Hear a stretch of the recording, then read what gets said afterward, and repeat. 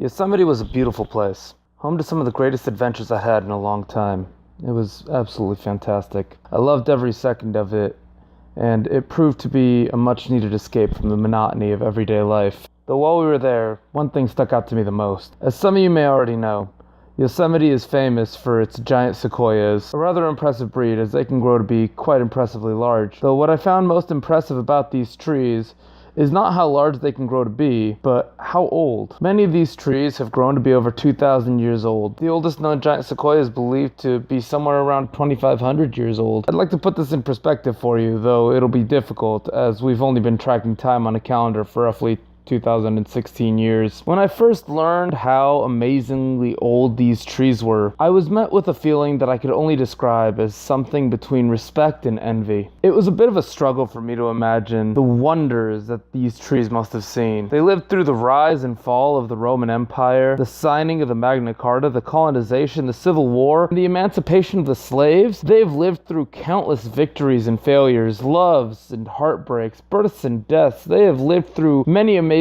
comings and goings over the course of their 2,000 years of life. They have survived floods, fires, storms, and settlers. I thought to myself just how envious I was that they were around to see and experience just so much. Though it was at this point that I realized two things.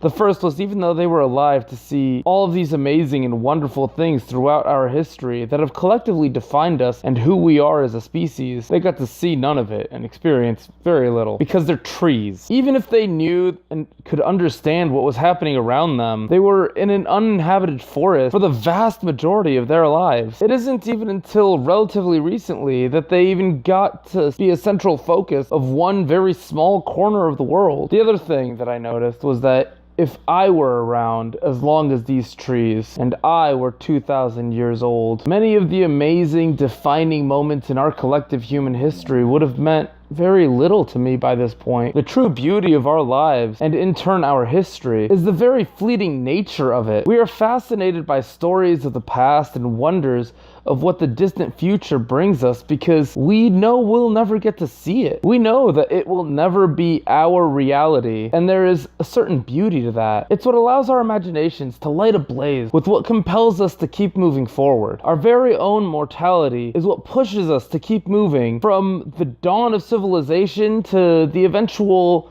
colonization of other worlds. It's what keeps us moving and keeps us looking at the stars, and what makes us want to leave our mark in either a small or big way, because we know that we have a short time on this planet with which to do things, and we must make it count.